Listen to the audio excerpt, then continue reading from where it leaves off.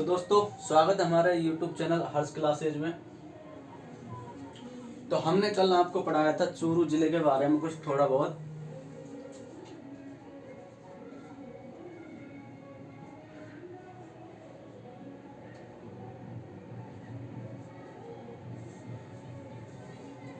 क्या पढ़ाया था?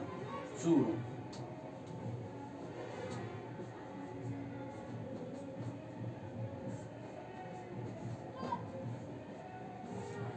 चूरू जिले के बारे में हमने पढ़ा दी थे काफी टॉपिक, जैसे चूरू जिला हवेलियों के लिए प्रसिद्ध है। स्थापना इसकी 1620 ईस्वी में हुई थी। चुहेड़ा शासक ने की थी इसकी स्थापना। इसमें मतलब काफी हवेलियां बताई थी, सुराणा की हवेली, सेठ जी की हवेली और काफी सारी खेमका की एवं पार्कों की हवेली काफी सारी बताई थी। तो उसके बारे में डिस्कस हमने कल कर लिया था। अगर आपने पिछली क्लास नहीं देखी हो तो पार्ट फर्स्ट देखना चूरू जिले का, तो उसमें आपको सारी डिटेल्स मिल जाएंगी। तो आज हम लेकर चलेंगे पर्यटक स्थल, चूरू जिले के पर्यटक स्थल।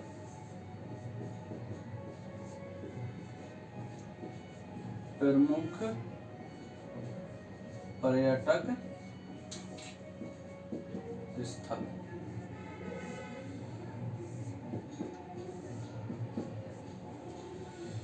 तो इसके बारे में हम डिस्कस करने वाले हैं। तो थोड़ा सा पहले बेसिक से बता दूं कि चूरू किला, किसका किला?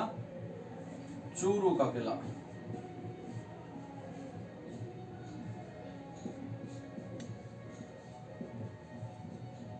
ये किला है चूरू का। तो चूरू किला, इसके बारे में हम थोड़ा डिस्कस करते हैं। चूरू का किला कब बनाया, किसने बनाया, मतलब इस पर कौन कौन से आक्रमण हुए, तो इसके बारे में हम थोड़ा आपको बेसिक से बताएंगे। तो चूरू जिले की स्थापना 1789 ईस्वी में ठाकुर कुशाल सिंह ने इसका निर्माण करवाया। चूरू किले की, जो चूरू जिला है इसमें मतलब किला है ये। चूरू के किले की स्थापना 1789 ईस्वी में ठाकुर कुशाल सिंह ने करवाया था। तो इसमें ठाकुर कुशाल सिंह ने निर्माण करवाया था और इसको अपन क्या कहते हैं? चांदी के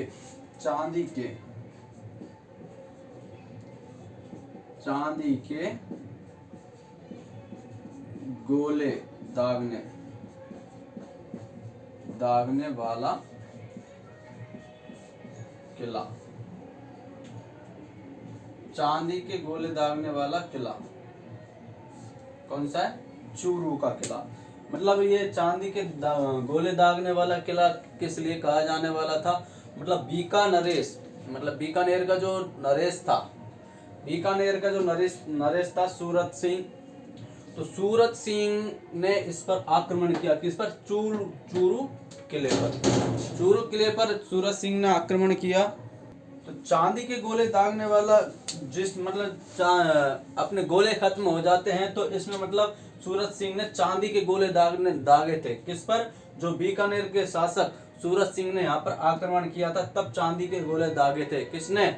शिवनाथ सिंह ने बीकानेर नरेश, जब यहाँ पर चूरू किले का जब आक्रमण हुआ, चूरू किले में जब आक्रमण करने आया था, तो सूरत सिंह ने चांदी के गोले दागे, इसलिए इसको क्या कहा जाता है? चांदी के गोले दागने वाला किला। तो इसमें और इसके बारे में हमने आपको बता दिया। तो गोपीनाथ जी, क्या है? यहीं पर गोपीनाथ जी का मंदिर है। गोपीनाथ जी का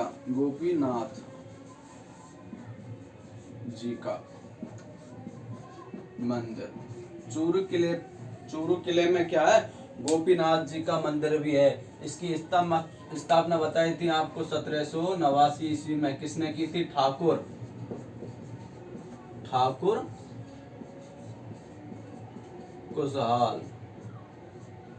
कुशाल सिंह ने इसकी क्या करवाई थी? स्थापना। फिर से देखो, इसको मैं सफाई से लिख रहा हूं, आपको समझ में नहीं आएगा। हमने प्रमुख पर्यटक स्थलों में बताया है चूरू का किला। किसका? चूरू का किला। तो इसका निर्माण आपसे पूछे कि इसका निर्माण किसने करवाया, तो इसका निर्माण ठाकुर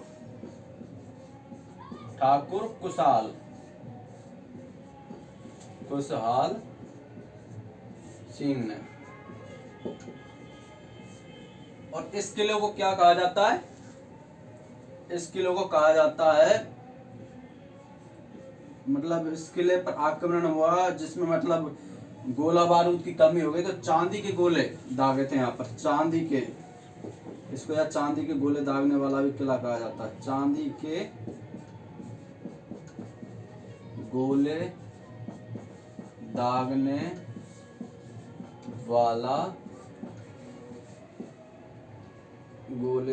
वाला किला। इसमें दूसरी बात, मैं थोड़ी स्याही डाल लेता हूं इसमें दूसरी बात, इस पर आक्रमण किसने किया था तब चांदी के गोले दागे थे, बीकानेर के जो नरेश सूरत सिंह। कौन, बीकानेर के नरेश सूरत सिंह ने इस पर मतलब आक्रमण किया था।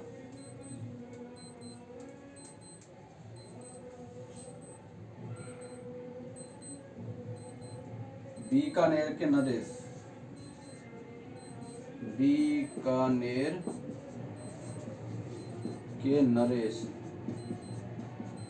सूरत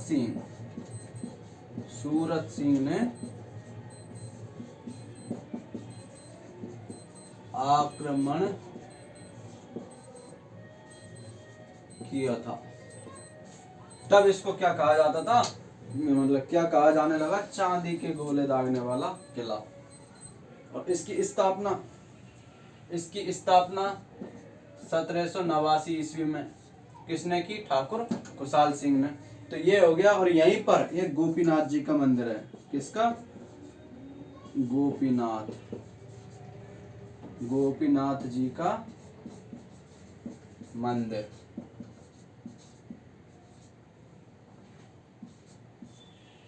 ये क्लियर हो गया अपना। इसके बाद हम पढ़ेंगे मंदिरों में, देख लो इसको एक बार देख लिया। प्रमुख मंदिरों में, तो प्रमुख मंदिरों में देखो, प्रमुख मंदिर किसके, चूरू जिले के प्रमुख मंदिर। तो चूरू जिले के प्रमुख मंदिरों में पहला मंदिर कौन सा, हमने बताया था, कल भी बताया था, और मतलब मेलों के बारे में बताया तो उनका ही मंदिर आएगा। जैसे गोगा जी का मेला है या गोगा जी का मंदिर है, तो और अपन पहले पढ़ते हैं गोगा जी का मंदिर, फर्स्ट वाला पढ़ते हैं गोगा जी का मंदिर। अब इसके बारे में हम आपको बताएंगे गोगा जी का मंदिर कहाँ पर है, गोगा जी का मंदिर कहाँ पर है, इसके मतलब मेले कब भरते हैं, ठीक है, शीश मेढ़ी कहाँ है, धुरमेढ़ी कहाँ है। तो मैंने आपको बताया है गोगा जी का मंदिर। तो गोगा जी का मंदिर ददरेवा चूरू में, कहाँ, चूरू में। इसका मेला बताया था मैंने कल आपको मेले के बारे में बताया था। इसमें मेला कब बढ़ता है, भाद्रपद कृष्ण नवमी को। कब, भाद्रपद कृष्ण नवमी को, भाद्रपद कृष्ण नवमी को यहाँ पर मेला भरता है। और इसको क्या कहा जाता है, शीश मेढ़ी। ददरेवा चूरू जो गोगा जी का मंदिर है ना, इसको शीश मेढ़ी क्या कहा जाता है, शीश मेढ़ी। धुरमेंडी हमने बताया था, धुरमेंडी जो हनुमानगढ़ में मेला भरता है वो भी गोगा जी का है, तो उसको धुरमेंडी कहा जाता है। और शीश मेढ़ी यहाँ पर मतलब जब शीश मेढ़ी कहा जाता है किसको, गोगा जी का मंदिर जो चूरू में, ठीक है। और आगे हम चलेंगे तो शीश मेढ़ी कहा जाता है, तो इसको ही गोगा जी की जन्म स्थली माना जाता है। किसको, यहाँ ददरेवा को, किसको, ददरेवा को गोगा जी की क्या माना जाता है, गोगा जी की जन्म स्थली, क्या माना जाता है? जन्म स्थली। अब आपसे कोई पूछे कि शीशमेड़ी कहाँ है और धुरमेड़ी कहाँ है, तो धुरमेड़ी तो आपको पता है हनुमानगढ़ में है, शीशमेड़ी है चूरू में है। तो गोगा जी का जन्म कहाँ हुआ? चूरू में। चूरू में कहाँ पर? ददरेवा में। इसका मेला कब बढ़ता है? भाद्रपद कृष्ण नवमी को। गोगा जी का मंदिर यहाँ पर है ददरेवा में, ठीक है, देख लो एक बार। और बताएंगे हम इसमें,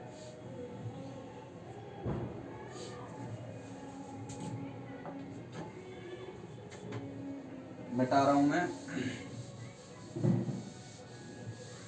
दूसरा मंदिर है, प्रसिद्ध मंदिर है, सुना होगा नाम। दूसरा मंदिर है सालासर का मंदिर या सालासर बालाजी का मंदिर। सालासर बालाजी का मंदिर। तो सालासर बालाजी के मंदिर को हम बेसिक से बताएंगे। सालासर बालाजी का मंदिर कहाँ है, इसकी स्थापना मतलब इसकी स्थापना कब हुई, इसकी में मतलब क्या क्या सिस्टम है, मतलब इसकी मूर्ति कहाँ से प्राप्त हुई, ठीक है। तो सालासर बालाजी का मंदिर, इसकी स्थापना मतलब किसने करवाई थी, मतलब ये मंदिर किसने बनवाया था, ठीक है। तो ये सालासर बालाजी का मंदिर सुजानगढ़, चूरू की एक तहसील है। किसकी? चूरू की एक तहसील है जिसका नाम है सुजानगढ़। तो सालासर बालाजी का मंदिर सुजानगढ़, ठीक है, सुजानगढ़ में है। कहाँ पर? सुजानगढ़ लिख दो, यहाँ पर लिख दो सुजानगढ़ में, जो कहाँ पर है? चूरू में। तो इसमें मतलब 1754 ईस्वी में, कब? 1754 ईस्वी में, 1754 ईस्वी में मोहनदास जो एक किसान था, 1754 ईस्वी में मोहनदास जो एक किसान था, उसके खेत में मतलब मूर्ति मिली। किसकी? सालासर बालाजी की। सालासर बालाजी की मूर्ति मोहनदास जी को अपने खेत में मिली थी। और इसमें मतलब इस मंदिर का निर्माण मोहनदास जी ने ही करवाया था। इस मंदिर का निर्माण भी मोहनदास जी ने करवाया था। और ये जो मूर्ति प्राप्त हुई, कहाँ से हुई थी? मोहनदास जी के खेत से प्राप्त हुई थी। और इसके बारे में, ये दाढ़ी मूछों वाला युक्त, ये जो सालासर बालाजी है, इसकी मूर्ति की प्रतिमा वो कैसी है? दाढ़ी मूछों युक्त। कैसी? दाढ़ी मूछों युक्त प्रतिमा। कहाँ पर है? चूरू जिले के सुजानगढ़ में। सालासर बालाजी का मंदिर कहाँ बढ़ता है? चूरू में। कौन से जिले में? चूरू में, तहसील सुजानगढ़, ठीक है। मूर्ति कहाँ से, इसकी जो मूर्ति है या प्रतिमा है, ये कहाँ से मिली थी? मोहनदास जी को अपने खेत में मिली थी। कब इसकी मतलब स्थापना कब करवाई थी? 1754 ईस्वी में। और माथे पर तिलक है, मतलब दाढ़ी मूछे युक्त और माथे पर तिलक वाली मूर्ति मिली है। और इसमें मतलब और देखें तो इसका मेला कब बढ़ता है? इसका मेला 2 बार बढ़ता है, चैत्र पूर्णिमा को और आश्विन पूर्णिमा को। सालासर बालाजी का मेला कब बढ़ता है? चैत्र पूर्णिमा को और आश्विन पूर्णिमा को। पूरे भारत में एकमात्र मूर्ति है ये, जो सालासर बालाजी की मूर्ति है, ये पूरे भारत में एकमात्र मूर्ति है जो दाढ़ी मूछों युक्त है। संसार में नहीं, पूरे भारत में, ठीक है। भारत की ऐसी कौन सी मूर्ति है बालाजी की, वो कहाँ पर है, जो दाढ़ी मूछों युक्त है? कहाँ पर है? चूरू, राजस्थान के चूरू जिले में। और चूरू जिले की तहसील कौन सी है? सुजानगढ़ तहसील में, ठीक है। अब इसके बारे में हम विस्तार से बताएंगे, विस्तार से बता दिया। अब लिख लो, आप लिखा देता हूं मैं आपको कि सालासर बालाजी का मंदिर सुजानगढ़ तहसील में है 1754 ईस्वी में। इसको मतलब मूर्ति प्राप्त हुई किसको? मोहनदास जी को। किसको? मोहनदास जी को। मोहनदास जी को अपने खेत में, ठीक है, अपने खेत में मूर्ति मिली। अपने खेत में मूर्ति मिली किसको? मोहनदास जी को। किसको? मोहनदास जी को। तो इसी जगह पर मतलब मोहनदास जी ने इस मंदिर का निर्माण करवा दिया था। कब? 1754 ईस्वी में। ठीक है। जो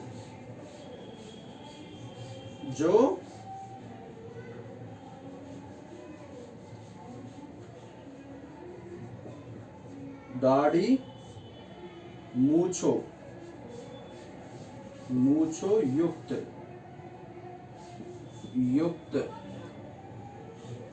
दाढ़ी मूछो युक्त मूर्ति मिली।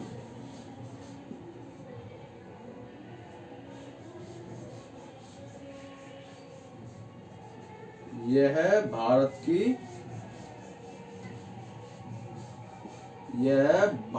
की एकमात्र मूर्ति है जो कहाँ है? सालासर बालाजी। ठीक है। तीसरा यहाँ पर देखेंगे, इसका मेला कब भरता है? 2 बार वर्ष में 2 बार मेला भरता है। कब? चैत्र पूर्णिमा को। कब?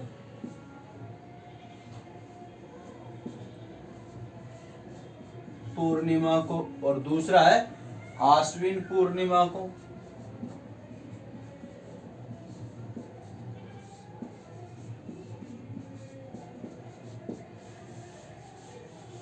देखो इसको देख लो एक बार, कब मेला भरता है, कहाँ भरता है? सुजानगढ़ में भरता है। सुजानगढ़ मतलब सालासर बालाजी का मंदिर है जो सुजानगढ़ तहसील में है। जगह का नाम सालासर ही है। सालासर, जगह का नाम सालासर है। सालासर के सुजानगढ़ तहसील में है। सुजानगढ़ के तहसील है जो चूरू जिले में है। इसका मंदिर कहाँ भरता है? मेला कहाँ भरता है? मंदिर कहाँ है? मंदिर की स्थापना किसने की? मंदिर को मतलब कैसे इसको मूर्ति प्राप्त हुई, कैसे क्या है, इसके बारे में सभी डिटेल आपको यहाँ लिख दी है। इसको एक बार समझ लो, देख लो, सभी चीज क्लियर है। और अपन इसमें मतलब बताएंगे कि भाई आगे भी मंदिर है, जैसे तिरुपति बालाजी का मंदिर है। ठीक है।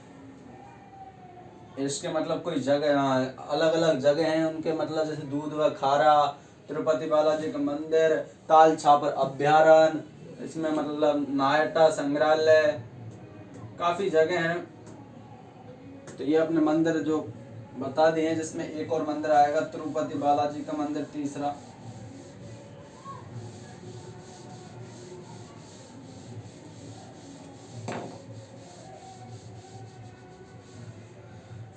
तीसरा देखिए,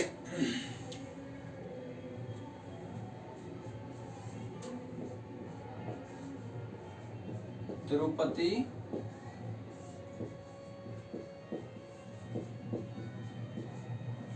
बालाजी का मंदिर। नहीं, इसको भी तिरुपति बालाजी का मंदिर कहते हैं। और एक जगह और है तिरुपति बालाजी का मंदिर, ये छोटा मंदिर है, बड़ा मंदिर एक जगह है। अब तिरुपति बालाजी का मंदिर, तो तिरुपति बालाजी का मंदिर कहाँ है? सुजानगढ़। कहाँ है? सुजानगढ़। जो सुजानगढ़ कहाँ है? चूरू में। अभी बताया था मैंने आपको। सुजानगढ़ कहाँ है? सुजानगढ़।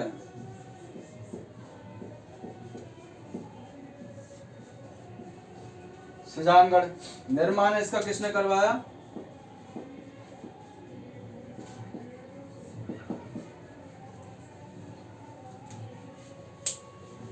इसका निर्माण वेंकटेश्वर फाउंडेशन ने। इसका निर्माण किसने करवाया? वेंकटेश्वर और फाउंडेशन ट्रस्ट ने इसका निर्माण करवाया था। और इसमें मतलब देख रेख किसने की थी इसकी? डॉक्टर नागराज ने। किसने? डॉक्टर नागराज ने इसकी देख रेख की थी। किसकी? तिरुपति बालाजी की। इसकी स्थापना, इसका निर्माण करवाया था वेंकटेश्वर फाउंडेशन ट्रस्ट ने। किसने? वेंकटेश्वर फाउंडेशन ट्रस्ट ने इसका निर्माण करवाया था। इसकी देखरेख डॉक्टर नागराज ने और वेंकटाचार्य ने। दो हैं इसकी देखरेख में, दो थे जो वेंकटेश्वर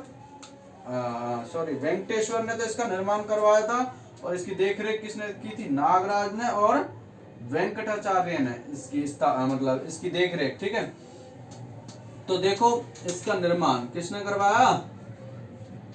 इसका निर्माण करवाया वेंकटेश्वर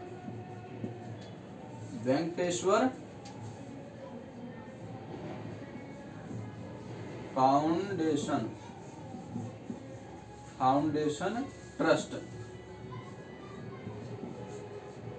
ने। और इसकी मतलब देख रेख, जैसे देख रेख कौन कौन है? दो हैं। एक तो है डॉक्टर नागराज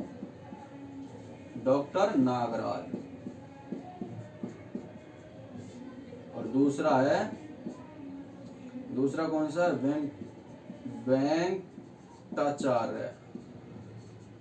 वेंकटाचार्य ने इसकी देखरेख की। ठीक है, और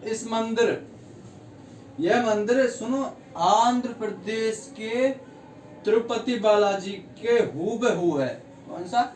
यह मंदिर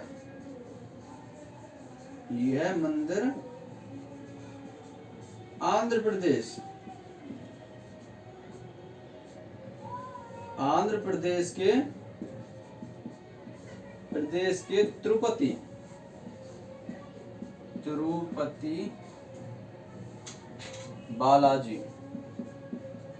तिरुपति बालाजी के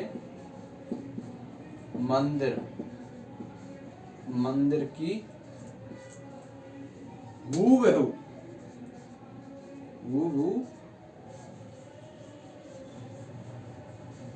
प्रतिकृति है। यह मंदिर आंध्र प्रदेश के तिरुपति बालाजी के हूबहू है, मतलब सेम। आंध्र प्रदेश के जो तिरुपति बालाजी है ना, उनके जैसे बिल्कुल सेम है ये मंदिर। ठीक है, तिरुपति बालाजी का मंदिर का जो निर्माण करवाया किसने? वेंकटेश्वर फाउंडेशन ट्रस्ट ने। इसकी देखरेख डॉक्टर नागराज और वेंकटाचार्य। इसका निर्माण किसने करवाया? वेंकटेश्वर फाउंडेशन ट्रस्ट ने। इसकी देखरेख डॉक्टर नागराज और एक वेंकटाचार्य। और यह कहाँ पर है? सुजानगढ़ कहाँ पर है? चूरू में। ठीक है, यह मंदिर किसके हूबहू दिखता है? आंध्र प्रदेश के तिरुपति बालाजी के। ठीक है, और इसमें तो ये हो गया। ठीक है, अब इसमें ये मंदिर हो चुके हैं। मंदिरों में से फिर मंदिर जो हैं, ऐसे तो काफी मंदिर हैं चूरू जिले में, पर जो प्रसिद्ध मंदिर जैसे एग्जाम में आते हैं प्रसिद्ध मंदिर, उनके बारे में हमने आपको बता दिया है। इसमें अंजनी माता के भी तो रोल हैं, जैसे मंदिर है, शिव जी के भी मंदिर है, राम के भी मंदिर है, काफी मंदिर है। मैं खुद देख कर आया हूँ। वैसे मंदिर काफी, तिरुपति बालाजी के जो मंदिर है उसके जस्ट बगल में अंजनी माँ का मंदिर है, मूर्ति है उसकी। ठीक है, अब इसके बारे में हम आगे चलेंगे तो एक अभ्यारण्य है जिसका नाम है ताल छापर अभ्यारण्य। ताल छापर अभ्यारण्य। तो ताल छापर अभ्यारण्य है, इसमें देखो ताल छापर अभ्यारण्य किस जिले में है? सुजानगढ़ में, चूरू जिले के सुजानगढ़ तहसील में। ठीक है, ताल छापर अभ्यारण्य कहाँ है? चूरू जिले में। ठीक है, और इसमें क्या पाए जाते हैं इनके बारे में हम सभी चीजों के बारे में डिस्कस करेंगे। ताल छापर अभ्यारण्य कहाँ है? ये भी सुजानगढ़ तहसील में है। सुजानगढ़ तहसील में, ये कहाँ पर है, चूरू जिले में है। तो इसमें देखो किस किस के लिए प्रसिद्ध है, ताल छापर अभ्यारण्य किस किस चीज के लिए प्रसिद्ध है, सुनो। एक तो है काले हिरण, काले हिरणों के लिए प्रसिद्ध है। दूसरा है इसमें वार हेडेड गुंज पक्षी, जैसे वार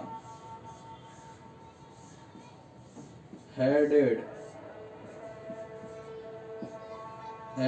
गुंज पक्षी। इसमें कौन कौन से पक्षी हैं, कौन कौन से जीव हैं, जानवर हैं, इनके बारे में, सभी के बारे में। पहला हो गया काले हिरण, दूसरा हो गया वार हेडेड गुंज पक्षी, और तीसरा है इसमें, तीसरा क्या, कुरुंजा पक्षी, नाम सुना होगा, कुरुंजा पक्षी, जो सर्दियों में आते हैं। कौन कौन से, एक तो ये और एक ये दोनों कब आते हैं, सर्दियों में। कब, सर्दियों में आते हैं। ये यहाँ के नहीं है, बाहर के हैं, सर्दियों में यहाँ आते हैं, ठीक है। ये यहाँ पर ही गुरु द्रोणाचार्य का, सुनो, यहाँ पर ही एक और चीज है, जो ताल छापर है, इसके पास ही ताल छापर के पास यहाँ पर क्या है, यहाँ पर ही आपने महाभारत में सुना होगा द्रोणाचार्य, यहाँ पर ही गुरु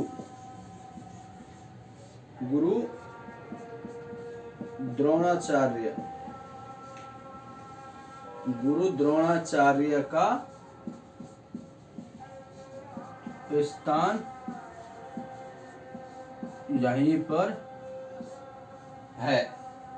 पर है, जिसे यहाँ इस गांव को क्या कहते हैं, द्रोणापुर गांव। क्या कहते हैं इसको, द्रोणापुर गांव,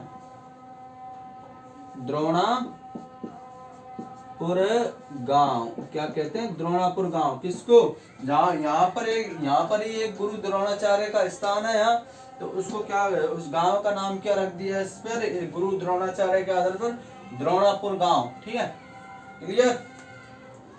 तो इसको देख लो एक बार। ताल छापर अभ्यारण्य सुजानगढ़ में है, यह ताल छापर अभ्यारण्य काले हिरणों के लिए प्रसिद्ध है, वार हेडेड गुंज पक्षी के लिए प्रसिद्ध है, यहाँ कुरुंजा पक्षी के लिए प्रसिद्ध है, जो सर्दियों में आते हैं। यहाँ पर ही गुरु द्रोणाचार्य का स्थान है, जो द्रोणापुर गांव में है, ठीक है, क्लियर।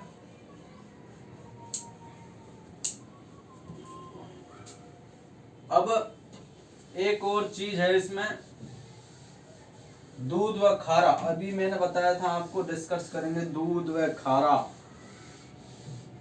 नाहट संग्रहालय, इनके बारे में हम आपसे डिस्कस करेंगे। दूध व खारा, इसके पहले इसके बारे में बता देते हैं आपको।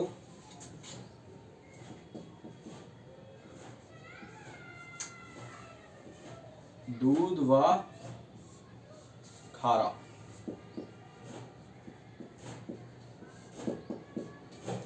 तो एक यहाँ पर दूध व खारा जगह है, इसका नाम भी किसानों के आधार पर पड़ा है। जो किसान थे यहाँ के, किसान आंदोलन के लिए यह प्रसिद्ध है।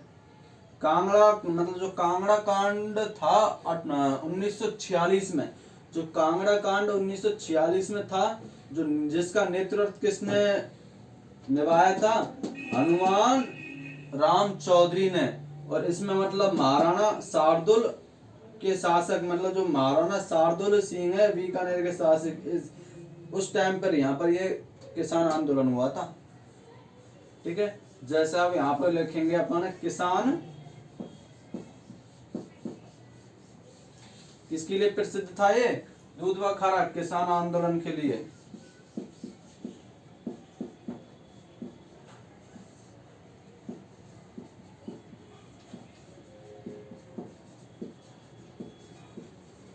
प्रसिद्ध है, किसान आंदोलन के लिए प्रसिद्ध।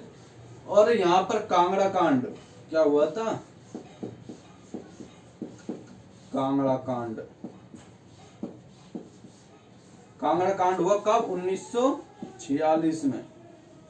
और इसका नेतृत्व किसने किया? जो कांगड़ा कांड था, जो किसान आंदोलन और कांगड़ा कांड का नेतृत्व किसने किया था? हनुमान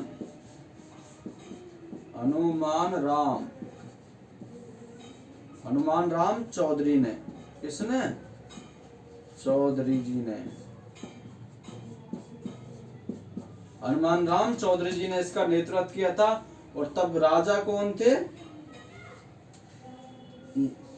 राजा कौन थे? किस महाराजा किसके टाइम पर? महाराजा शार्दुल सिंह के टाइम पर, जो कहाँ के रहने वाले थे? बीकानेर के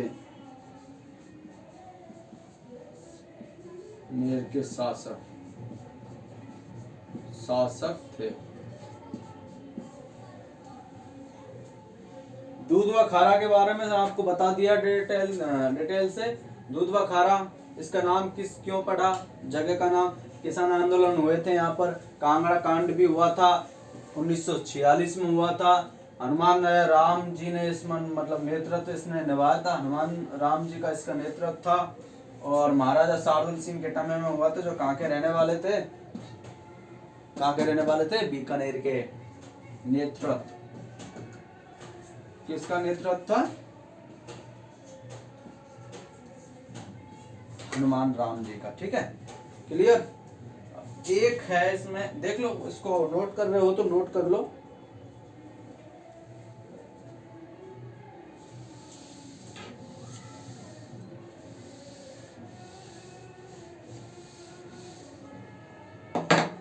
नाहेटा, इसमें एक चीज और है। क्या?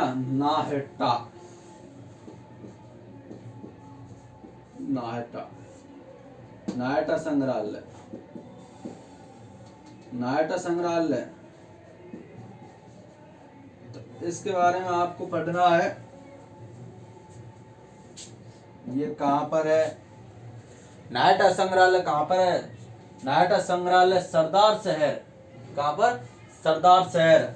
इसका निर्माण नाहेटा परिवार ने किया था। किसने? नाहेटा परिवार ने इसका निर्माण किया था। और यह संग्रहालय भित्ति चित्रों के लिए प्रसिद्ध है। यह संग्रहालय भित्ति चित्रों के लिए प्रसिद्ध है। कौन सा? नाहेटा संग्रहालय। इसका निर्माण नाहेटा परिवार ने किया था।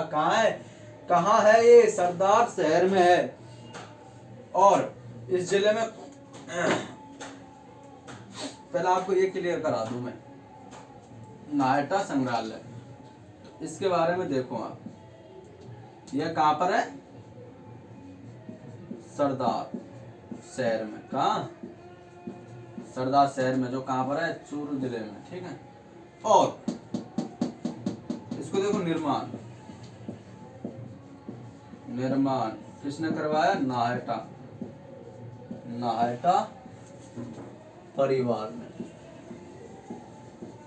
नाहेटा परिवार ने इसका क्या करवाया? निर्माण। अब यह संग्रहालय किसके लिए प्रसिद्ध है? भित्ति चित्रों के लिए। अभी बताया था, भित्ति चित्रों के लिए प्रसिद्ध। इसके लिए भित्ति चित्रों के लिए प्रसिद्ध है नाहेटा संग्रहालय। ठीक है।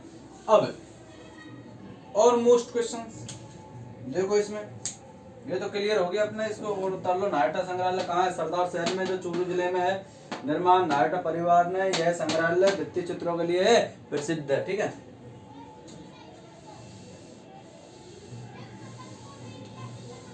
अब इसमें इस जिले से रिलेटिव और 1 2 3 क्वेश्चन है।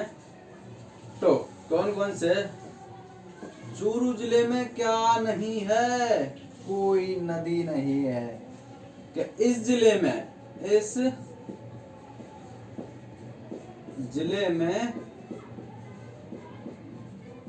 कोई नदी नहीं है। दूसरी बात, सुजानगढ़ को संगीतकारों का क्या कहा जाता है? गढ़। किसको? सुजानगढ़ के बारे में काफी डिस्कस किया था। ये मोस्ट है सुजानगढ़। सुजानगढ़ में क्या क्या चीजें, मंदिर भी है, बहुत चीजें सुजानगढ़ में। ताल छापर अभ्यारण्य भी है, ठीक है, तिरुपति बालाजी का मंदिर है। तो सुजानगढ़ को क्या कहा जाता है? सुजानगढ़, सुजानगढ़ को संगीत कारों का गढ़। अब इसको क्यों कहा जाता है संगीतकारों का गढ़? सुजानगढ़ को संगीतकारों का गढ़ क्यों कहा जाता है? क्योंकि यहाँ पर, कहां पर? सुजानगढ़ में जो कन्हैया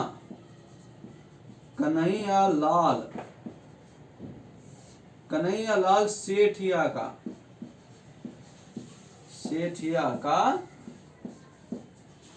जन्म है।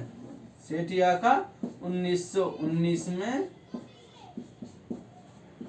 जन्म हुआ था। कब?